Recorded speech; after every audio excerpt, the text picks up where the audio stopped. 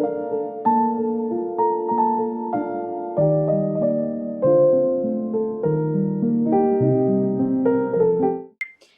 guys, and welcome back to Fantasy with Maddie Moo. I'm so sorry. I wasn't expecting to have this much of a holiday. I did have December and January footage actually put into the works, but I just didn't have any time because honestly my work was just so busy and working with 2 jobs. It was just a crazy amount of time to put in for the editing, but that's okay. Today we are getting started. We are doing our January wrap up. Let me know how you guys are going with your Goodreads challenge. If you're doing a challenge, let me know. I'm starting off with 50 books this year. We'll see how we go. Normally I do 100, but we will see how we go with this year's reading. I've already had such a strong start. I have read 10 books. 10 books this month. I am actually pretty excited, and I've read books that have trilogies, duologies, and ones that are already in a series, so I'm actually really excited. So I'll start off with the Legendborn Cycle series. So I read Legendborn by Tracy Dion. I love the covers of these books. They're absolutely stunning, like literally gorgeous. Like, look at that. I wish I could have got the hardcovers, but they're way too expensive in Australia. But it's about this girl. It deals with a lot of grief. Loses her mother quite young. She's 16 years old. The one thing I didn't really like about this book is that you don't realize how much she ages within this series. Like, you keep thinking that she's only 16 when she's actually not, when she's grown up quite much more throughout the book.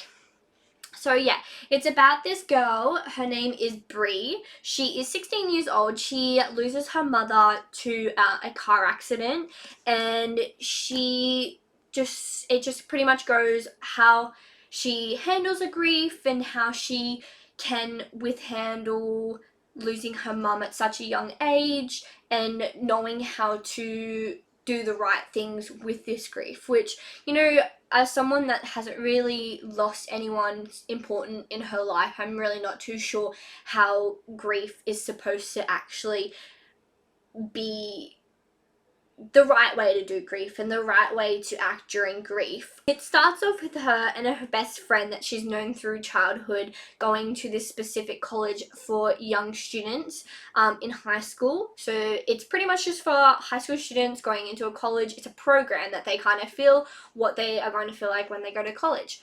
She goes to this party one night and she sees a demon just come out and attack students. So that's kind of where we get introduced into other characters and the magic of this world. I do admit I was super duper confused at the start with the magic system because they go super fast with the King Arthur stuff that I personally don't know much about, and I haven't really heard much about because that's not really my sort of thing that I go into. I'm like more of Greek mythology, that sort of thing that I would be interested in. But the way that they did this was super interesting, and it kept me engaged the whole time, even though there was some times when the talk was a lot about the King Arthur history and all the folklore and that, which was a bit confusing, but that's okay. I still really loved it. Bree did sometimes get on my nerves, but I still loved it quite a lot. And when you meet the boys, chef's kiss, we love a bad boy and then we love a good boy. I did give this a 4-star because it was a bit of a rushed kind of first book, but I mean, still, it was a beautiful first book and keeping us wanting more for the second book. And then I read, literally, Bloodmarked. I finished the first book and literally the next day I bought the second book. I was like, yes, I need this in my life. So I'm so excited for the third book to be coming out. And oh my gosh, just the men, Nick, I don't know, Nick kind of wasn't in the second book, so I was kind of like, oh, I don't really like Nick, you know, I want her to be with Sel, and the chemistry between her and Sel was just so much more, just I love that bad boy and good girl sort of chemistry, and like just frenemies to lovers sort of romance is just so cute. It's like a trope that I love and I just stand for. I gave this one a 4.5 stars, and bear in mind, this month was so good with like 5-star and 4-star reads. Like there was a few that I didn't really like, but that's okay. I still had heaps of good 4 and 5-star reviews. So there are those two in that series. Love it. Such gorgeous covers. Like how stunning is that one? Like, ah, beautiful. Then I read The Deal by Elle Kennedy. So I love this. This is such a cute hockey romance. It's just so beautiful. Like, I just cannot deal. It's like, I guess it would be like, I don't know how, I guess it's enemies to lovers in a sense, because she wasn't instantly attracted to him and instantly loved Garrett. And believe me, like, he is just chef's kiss. I don't know how anyone wouldn't want to love him, but hey, doesn't matter. And this is a hockey romance, so it's about Garrett, who actually is pretty smart and he's on the hockey team, but he actually is failing a specific class that Hannah has exceeded and was the only one that got an A in that GPA class.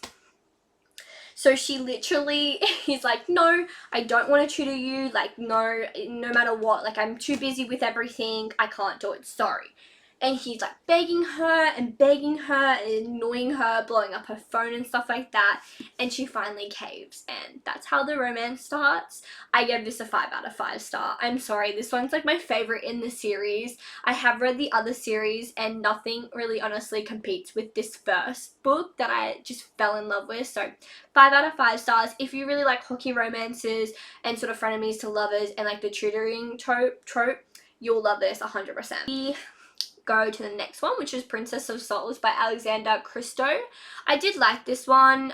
It did have a really like magic system that was really interesting. Like it wasn't too overpowering. I think the romance was more of a point in this series, in this book, than anything else. You meet Celestia. She is heir to a powerful kingdom, but in this kingdom it's actually overthrown by a king, and this king, he kills people and takes their souls. What I mean by kills people, he puts them in a bargain, which is pretty much you can see the future of your death, and you've got to try and I think it's like 3 months, I think it was, that you got to make sure that you don't die in those 3 months.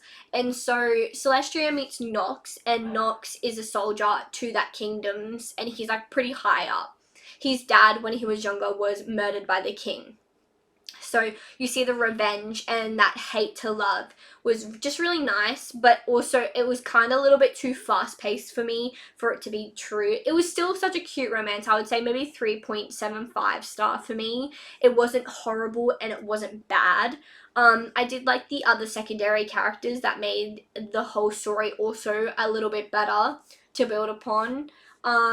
But yeah, it did feel a little bit fast-paced, and I definitely agree sometimes with fast-paced they may have needed just to slow down on some of the aspects of the story, but I still would recommend this one. Definitely an easier read to go through. It wasn't something that I was bored in, but yeah, I do like it. So 3.75 star for that one. This series, I'm so annoyed I haven't picked it up earlier. She is an Australian author, and I'm so annoyed because I've actually met her multiple times at Supernova in Australia, and she's been to multiple of them, but I've never really been interested in her other books. I don't know why. I feel like I've just got this like I don't know, I have this like vendetta against Australian authors, which I shouldn't. I feel like I've read a couple of Australian authors and I really didn't like it, and it's kind of set the scenes for it, and now I'm going to break out of that aspect and try more Australian authors, which I really want to, especially after reading this series. And this is the Gildan Cage, the Prison Healer series, and this is by Lynette Noni. Loved it. This is the first book, The Prison Healer. Oh, chef's kiss. It is phenomenal. Just the aspect, the world building, the magic system, loved it. You don't really see much of the magic in the first book. It's just mainly about the main girl, Kiva. You meet Kiva and you meet Tip and you meet Jaren, and honestly I've never felt so more like just so connected to these characters. It gave me the same feel of A Court of Thorns and Roses. It was just amazing. All the side characters made me feel so much love towards them that every time I was just like, I really hope they don't die, I really hope they don't die. And just like the gut-wrenching feeling of like not wanting them to die was just amazing. So Kiva is stuck in a prison and she's a prison healer. She is pretty much a doctor that heals all the patients in this prison. She's also stuck as a, because her father, when she was younger, when she was 7, she stopped the guards trying to take her father, so they took with her father to the prison and they made her say that she's been there since she was 7 years old. I think she's like 16 when it starts to like tell her story. And just the gut-wrenching trigger warnings in this, like just like of rape and racism, and it just kind of, it brings a lot of things up that, and grief is another one, being able to deal with everyday life and seeing grief as a massive part of the way she acts. But yeah, it honestly, I would say this one is a 4.5 stars out of 5 stars. Phenomenal. But like, it's not getting into the magic yet. Oh, tell me why in every single book she leaves a freaking cliffhanger. She's rude. Thank God I didn't have to wait for each of these books to come out because I would have died. Actually died. But yeah, 4 out of 5 stars. Gilded Cage. This was straight up 5 out of 5 stars. It takes after she is out of the prison and you learn more of the basic magic system and knowing about the kingdoms and the princes and the king, princesses, that sort of thing. You learn more about it and I love that so much. 5 out of 5 star. It was just so much more to do with the romance as well, which I loved. We love romance. But again, once again, tell me why there was a cliffhanger. So I had to wait like 3 days to read the 3rd book, which everyone's like, Maddie, I actually had to wait this long to read that book. Well, I'm sorry. I couldn't wait that long. Then we have the 3rd in this trilogy, The Blood Trader. The covers are absolutely gorgeous. I love the different colors that they have on the spines. Beautiful, and like knowing that this means something as well is awesome.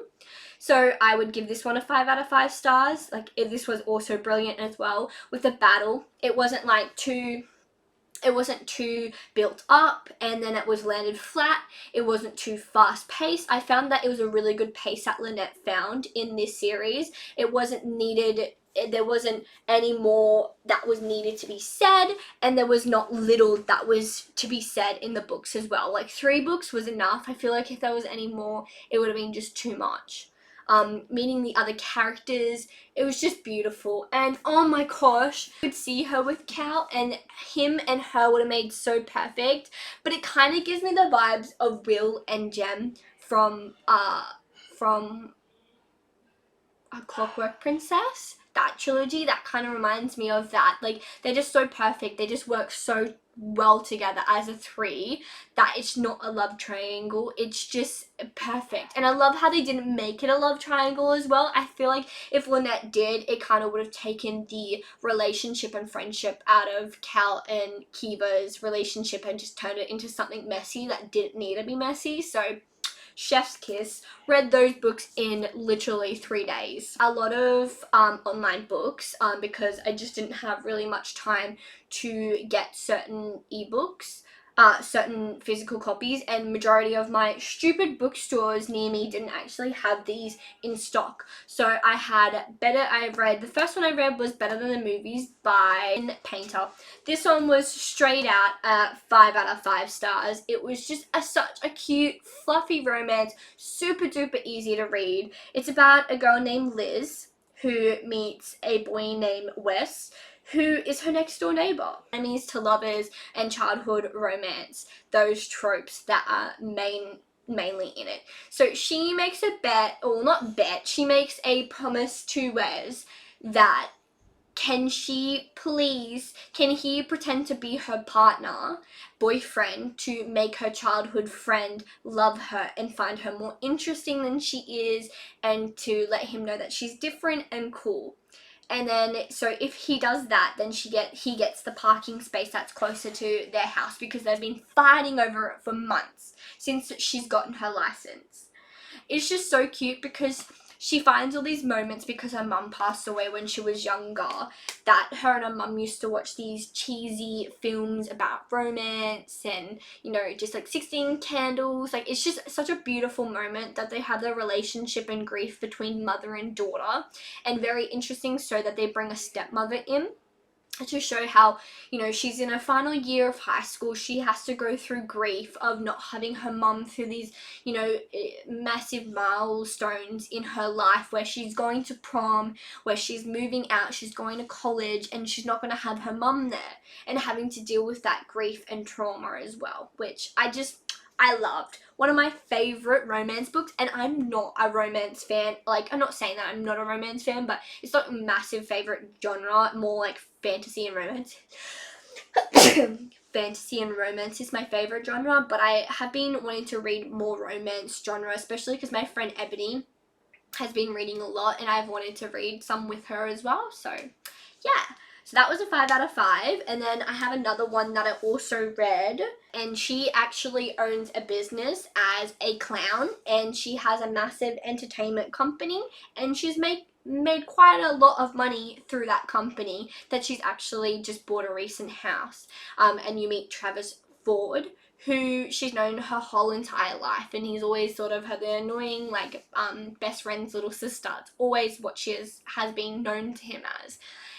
She just picks up the courage and goes to his house because he has hurt himself, and he was massive. It was a massive, massive big deal in the sports universe, and he's become nothing now, as he says. So she goes to his place, pretty much like throws rotten noodles onto him, and was pretty much like, get up, stop feeling sorry for yourself and do something about it, it was just so funny the way that she pretty much goes at him like nothing, and he kind of finds it hot, but also like, can you just piss off, I can't deal with you right now. And so they kind of make a deal to just hang out and stuff, and he pretty much promises to fix her fireplace because that's what she wants to do, and then he forgets, and then she hires someone else to do it, and then it becomes like a little bit of an issue. But yeah, it's super cute. I love it. It's just a fluffy romance, and just like the childhood friends. It's just, I love that trope. That's always one of my favorites. Frenemies to lovers, best friend brother trope, and childhood romance is my massive favorite trope. You'll probably only see me ever read those books. Pregnancy trope, I hate that. Please tell me you hate that trope. That's like a nasty, no thank you trope. But, and then I've got one more book that I was Throttled by Lauren Asher, and she's the one that wrote the Terms and Conditions series and Fine Print series, or the Fine Print book. I need to read the Final Offer, the third book in that. I've got to get that. That's the one that I have to get. So I didn't actually like this book. I just felt like it was very rushed, and it's not what I'm normally used to with her books. Normally, like the Fine Print, the first series that she did, that I read actually, it was like insta love, but it was still super cute and realistic in the sense that like I can get that, I can see it. While this one, it's like just the writing was very like immature, very like very new written books that I could just see. While her other series here, it just feels very more mature in her writing. I just felt like that one was like something that I read on like Wattpad. And that's like, I'd probably give it a 2 out of 5 stars. Like, it was still cute, and the idea was super cute how she went with her brother to a F1 sort of like world tour, and he's one of the best, and his biggest enemy, she meets him and she kind of feels sexually attracted to him, and like they kind of like go from there.